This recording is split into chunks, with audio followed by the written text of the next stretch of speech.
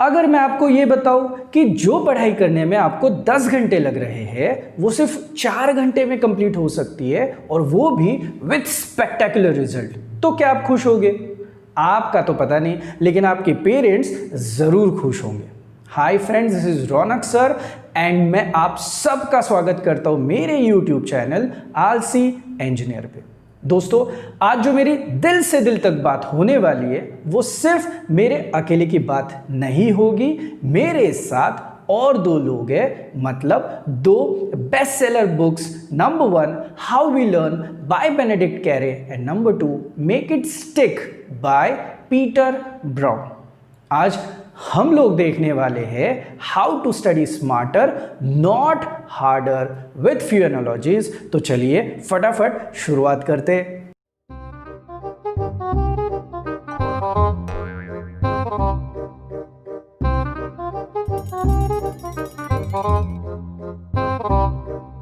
पूरे महीने का खाना मैं अगर एक साथ थाली में आपके परोसूं और आपको बताऊं कि भाई अभी खाना है, पूरे महीने में आपको बाद में खाना नहीं मिलेगा, तो क्या आपको चलेगा? गार्डनिंग के लिए अगर आप कुछ पौधे लेके आ रहे हो तो उन पौधों को एक महीने में जितना पानी लग रहा है उतना पानी अगर आप एक दिन में वाटरिंग करोगे तो चलेगा? नहीं चलेगा ना। तो पढ़ाई का भी यही हाल है। इसी से शुरुआत होती है हमारी सबसे पहली टेक्निक से, दैट इज पोमोडोरो टेक्निक। अब ये पोमोडोरो क्या होता है सर? तो पोमोडोरो का मतलब है ये जो मेरे हाथ में, दैट इज टोमेटो। तो एक भाई साहब थे फ्रांसिस्को सिरिलो, उन्होंने लेट 1980s में ये टेक्निक डेवलप करी। अब बताओ टोमेटो नाम क्यों दिया होगा, पोमोडोरो नाम क्यों दिया होगा? उनके पास एक टाइमर था दोस्तों, वो टाइमर टोमेटो शेप का था, इसीलिए उन्होंने इसको पोमोडोरो टेक्निक नाम दिया हुआ है। अब ये टेक्निक हमें क्या बताती है? ये टाइम मैनेजमेंट वाली टेक्निक है, जहां पे उनका कहना है आप कोई भी काम करो, for example studies, you have to study in chunks. बड़े बड़े स्लॉट्स लेके आपको बिल्कुल पढ़ाई नहीं करनी है, आप वो स्लॉट्स को ब्रेक करो और छोटे छोटे स्लॉट्स में पढ़ाई करो।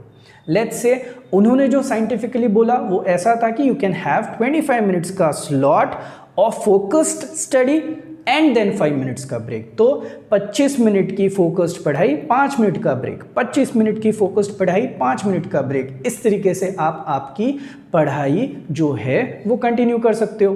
अब जिनको ज़्यादा देर पढ़ाई करनी है वो लोग क्या कर सकते हो? वो लोग ऐसी 4 साइकिल्स कंप्लीट होने के बाद you can have a big break, जहाँ पे आप आधे घंटे का ब्रेक लो एंड वापस आपकी 25 मिनट्स 5 मिनट्स वाली साइकिल आप आगे लेके जाओ।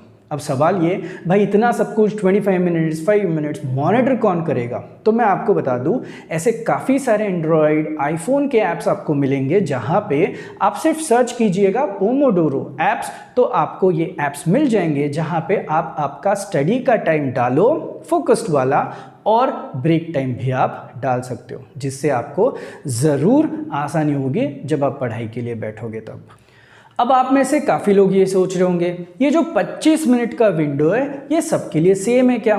दूसरा आप ये भी सोच रहे होंगे कि भाई मेरी कॉन्सेप्ट ही इतनी बड़ी है, जब तक कि मैं पढ़ाई स्टार्ट करूँ 25 मिनट में जस्ट शुरुआत हुई होगी और सर 5 मिनट ब्रेक की बात करें। तो भाई अगर आपकी पढ़ाई अनफिनिश्ड है फिर तो ये और भी अच्छी बात है। Yes, you heard it right, ये और भी अच्छी बात है क्योंकि एक लेडी है रशियन साइकोलॉजिस्ट डॉक्टर ब्लूमा ज़ाइगैनिक, उन्होंने एक टेक्निक डेवलप करी थी जिसे ज़ाइगैनिक इफेक्ट बोलते हैं। अब ये इफेक्ट है क्या? उन्होंने कुछ वेटर्स पे इस टेक्निक का इस्तेमाल किया था, तो उन्हें ये समझ में आया कि जिस रेस्टोरेंट में जिनका ऑर्डर ख़त्म हुआ रहता है वो ऑर्डर वेटर को याद नहीं है, लेकिन जिनकी ऑर्डर फ़िलहाल चल रही है, तो जो रनिंग कस्टमर है उनकी ऑर्डर कितनी भी बड़ी हो उस वेटर को बहुत अच्छे से याद है। अब दोस्तों, आपका ब्रेन जो है जब अनफिनिश्ड टास्क रहता है तो हमेशा आपको पोक करते रहता है कि वो अनकंफर्टेबल मूड में है, एंड आपका ब्रेन हमेशा ये कोशिश करता है कि उस टास्क को आप जल्द से जल्द फिनिश करो एंड आपका ब्रेन कंफर्टेबल भी हो जाए। अब देखो ना, जैसे कोई मूवी का पहला पार्ट आया और अगर एंड ख़त्म नहीं हुआ है तो आप पार्ट 2 के बारे में ज़रूर सोचते हो। ये वेब सीरीज़ को ही देख लो। आप जब देखते हो तो एपिसोड 1 एपिसोड 2 जिसको बिंज वॉचिंग बोलते हैं, एक साथ हम लोग देखते हैं नेक्स्ट एपिसोड में क्या होने वाला है, इसकी क्यूरियोसिटी हमें हमेशा रहती है। तो अगर 25 मिनट और 5 मिनट का स्लॉट आप ले रहे हो तो डोंट वरी, टास्क अनफिनिश्ड भी हो तो भी वो ज़रूर फिनिश होगा। अब रहा सवाल, ये हमेशा ही अच्छा है? तो नहीं भाई, अगर आपने इस चीज़ में बहुत सारे टास्क अगर अनफिनिश्ड रखे तो आपको भगवान भी माफ़ नहीं कर पाएगा। भाई अगर आपने अनफिनिश्ड टास्क ज़्यादा से ज़्यादा रखे तो आपकी will power towards that task जो है वो कम हो जाएगी और आपका ब्रेन आगे नहीं लेके जा पाएगा इन सारी चीज़ों को, फिर आप अवॉइड करना शुरू करोगे। सो लिमिटेड टास्क लो, लिमिटेड चीज़ें अनफिनिश्ड रखो और उनको फिनिश करने की पूरी कोशिश करो। अमिताभ बच्चन, अक्षय कुमार, बोमन ईरानी, राजपाल यादव, इनकी एक मूवी है जिसका नाम है वक्त। अगर आपको समय मिले तो इसके कॉमेडी सीन्स आप ज़रूर देखना।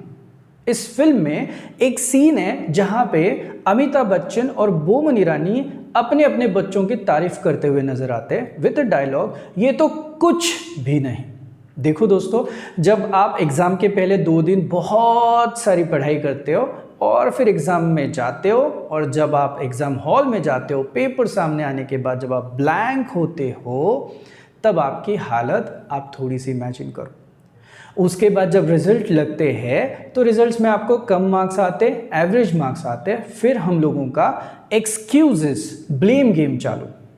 नहीं सर, मुझे बहुत टेंशन आया था, मुझे एंजाइटी थी, मैं बीमार था, नहीं मेरा तो लक ही ख़राब है, बैड लक चल रहा है सर, दिन खराब चल रहे सर। तो मैं आपको बताऊँ, ये ऐसा कुछ भी नहीं है, ये है fluency illusion. Yes, you heard it right. Fluency illusion का मतलब है कि हम बहुत बार ओवर कॉन्फिडेंट हो जाते हैं कि कोई एक आध कॉन्सेप्ट हमें लगता है कि हमें बहुत अच्छे से आती है। अब इशू ये कि आप उस कॉन्सेप्ट से फैमिलियर ज़रूर होते हो बट उसका अंडरस्टैंडिंग आपको नहीं हुआ है। अब सवाल ये कि इसका हम लोग सोल्यूशन कैसे निकालें। तो मेरे पास कुछ आइडियाज़ हैं, जैसे कि अगर आपको कोई एक कॉन्सेप्ट करनी है तो आप उसको 4 बार रीड करने की जगह पे 1 बार रीड करो और 3 बार उसको रिसाइट करने की कोशिश करो। इसका मतलब है instead of reading it 4 times again and again, उसको सिर्फ 1 बार रीड करो, बुक बंद करो एंड आप उसके ऊपर सोचने की कोशिश करो, रिट्रीव करने की कोशिश करो, उसको रिसाइट करने की कोशिश करो।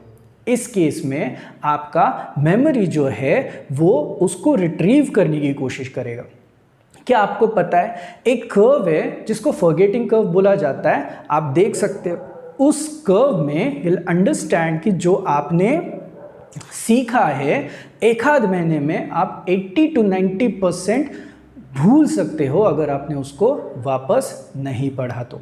इसका मतलब है 20% रीडिंग, 80% रिसाइटिंग, ये आपको करना ही पड़ेगा when it comes to doing your studies.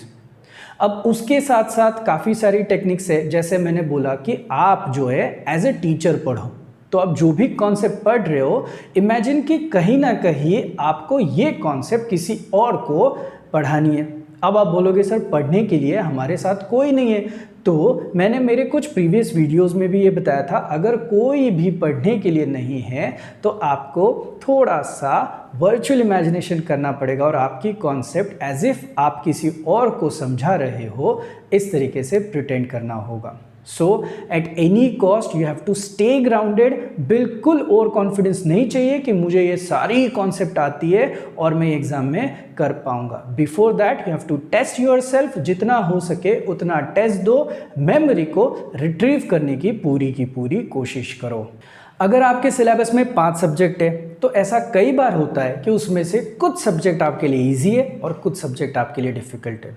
तो हमारी डिपेंडेंसी, हमारी पढ़ाई इजी सब्जेक्ट्स के लिए ज़्यादा होती है और डिफ़िकल्ट सब्जेक्ट्स को हम लोग इग्नोर करते हैं, और वहीं पे हमारी गलती हो रही है। इजी सब्जेक्ट को अच्छे मार्क्स आते हैं लेकिन डिफ़िकल्ट सब्जेक्ट को हमें कम मार्क्स मिलने के चांसेस है। In that case you have to balance all your subjects. इसे कहते हैं स्पेसिंग टेक्निक, डिस्ट्रीब्यूटेड लर्निंग। तो इस लर्निंग में what you have to do, आपके पास जो आपके 5 सब्जेक्ट्स है जो भी आपके सिलेबस में, you have to plan it, इसको किस तरीके से कब प्लेस करना है। जैसे कि अगर कोई डिफ़िकल्ट सब्जेक्ट है तो आप उसको अर्ली मॉर्निंग के स्लॉट में ले सकते हो या फिर लेट नाइट, जिनको जैसे पढ़ाई करना है वो कर सकते हैं। जहाँ पे डिस्ट्रैक्टेड माहौल है वहाँ पे आप लोग मैथ्स जैसे सब्जेक्ट कर सकते हो, ग्रामर आपको करना है तो कर सकते हो। What I would be suggesting is वो जो 25 मिनट्स के चंक्स है उसमें आप एक चीज़ और कर सकते हो, 2 थियोरेटिकल सब्जेक्ट के बीच में यू कैन पुट मैथमेटिक्स और 2 थियोरेटिकल सब्जेक्ट के बीच में यू कैन पुट लैंग्वेज का सब्जेक्ट। सो कुछ इस तरीके से आपको आपके ब्रेन को फ्रेश रखना होगा। आप एक ही सब्जेक्ट अगर थ्रू आउट द डे करोगे तो इन दैट केस नेक्स्ट टाइम वो सब्जेक्ट करने के लिए आपको थोड़ा सा डिफिकल्ट जाएगा, आपका मन जो है वो मानेगा नहीं उस सब्जेक्ट को वापस पढ़ाई करने के लिए। इसीलिए आपको डिस्ट्रीब्यूटेड लर्निंग करना पड़ेगा, जहाँ पे सब्जेक्ट को इक्वली इंपॉर्टेंस दे के उनकी पोजीशंस जो है वो टाइम टेबल में फिक्स करनी होगी। कुछ पेरेंट्स का कहना है कि भाई सुबह सुबह उठ के बच्चों ने पढ़ाई करनी चाहिए, बच्चों का कहना है कि मैं सुबह उठ नहीं सकता हूँ, मैं तो लेट नाइट ही पढ़ाई करूँगा। तो मैं आपको आइडियली बता देता हूँ, साइंटिफिकली 11 बजे से लेके 7 बजे तक का समय रात का is an ideal time to have a sleep. अगर आप अच्छे से आपकी नींद होगी तो आपकी जो मेमोरी रिट्रीवल है ना वो आपकी एकदम सही रहेगी और आपका फॉरगेटिंग वाला जो कर्व है ना वो थोड़ा सा बेहतर बन सकता है। अब सवाल ये है कि प्लान किस तरीके से किया जाए। तो मैं आपको बताता हूँ, अगर आपके थियोरेटिकल सब्जेक्ट है तो आप पढ़ाई करो, लेकिन 11 बजे आप सो सकते हो, सुबह 7 बजे उठ सकते हो। लेकिन अगर मैथमेटिकल सब्जेक्ट है तो आप थोड़ा लेट नाइट तक ज़रूर पढ़ सकते हो। इम्पॉर्टेंट ये है कि you have to maintain your body clock. अगर आप लेट नाइट पढ़ाई कर रहे हो या फिर आप सुबह पढ़ाई कर रहे हो, does not matter. All that matters is आप कितना फोकस्ड काम कर सकते हो और आपके बॉडी क्लॉक को किस तरीके से मेंटेन रख सकते हो। सो द चॉइस 7 घंटे की नींद ये आपके ऊपर है, और दूसरा लेट नाइट स्टडी या फिर अर्ली मॉर्निंग का स्टडी ये आपके बॉडी क्लॉक के हिसाब से आप प्लीज़ प्रॉपरली प्लान कीजिएगा। देखो, आपके स्मार्टफोन के लिए एक गूगल का जीमेल का लॉगिन होता है।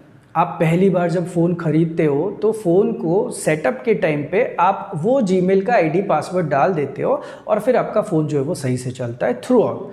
एवरी टाइम हर रोज़ आपको उसको वापस से डालने की कोई ज़रूरत नहीं है। तो मुझे बताइए, अगर आपके स्मार्टफोन ने आपको हर रोज़ लॉगिन करने के लिए बोला तो क्या आपको परेशानी होगी? यस, ज़रूर होगी। सिमिलरली अगर आप कोई कॉन्सेप्ट जो है वो वापस उसी बुक से उतना ही टाइम लगा के पढ़ रहे हो तो आपको तो दिक्कत होने वाली है। So best option is what? भाई नोट्स निकालो। जब आप पढ़ते हो, जब आपको कोई कॉन्सेप्ट समझ में आती है तो आपको उसके नोट्स इमीडिएट इफेक्ट में निकालने पड़ेंगे। अब आप बोलोगे सर इतना समय नहीं होता, इतना सिलेबस जल्दी जल्दी आगे जा रहा है। तो भाई जितना जितना आप सीखे हो फटाफट आप हाईलाइट कर सकते हो उसके इम्पॉर्टेंट पॉइंट्स, ताकि जब आप उस कॉन्सेप्ट को डिटेल में पढ़ने जाओगे तो आपका पूरा का पूरा फोकस जो है वो हाईलाइटेड कॉन्सेप्ट्स पे रहेगा। दूसरी एक और चीज़, कोई भी नया टॉपिक चालू करने से पहले अगर हो सके तो उसके मिसलिनियस एक्सरसाइज या फिर उसके फ्रिक्वेंटली आस्क्ड क्वेश्चंस आप ज़रूर देखिएगा। तो क्वेश्चंस देखने के बाद एक आइडिया डेवलप होता है कि किस तरीके से उस टॉपिक के कॉन्सेप्ट्स को हम लोगों को एम्फेसिस करना है, किसको ज़्यादा बढ़ावा देना है और कौन सी चीज़ हमें फटाफट ख़त्म करनी है। आप सबके मन में ये सवाल होगा कि भाई आपका क्या है, आप तो बोल के निकल जाओगे, ये सब कुछ तो हमें करना है। तो भाई सही है ना, ये सब कुछ आप ही को करना है और आप ही को ये हैप्पीली स्माइल करके इन सारी चीज़ों की शुरुआत करनी है। सो प्लीज़ कोशिश कीजिएगा, बिकॉज कोशिश करने वालों की कभी भी हार नहीं होती है। So all the very best for your studies. इसी तरीके से स्मार्ट स्टडी करते रहिए तो आगे जाके हम लोगों को और इम्प्रूव होने में ज़रूर मदद होगी। Thank you so much. Press the bell icon on the YouTube app and never miss another update.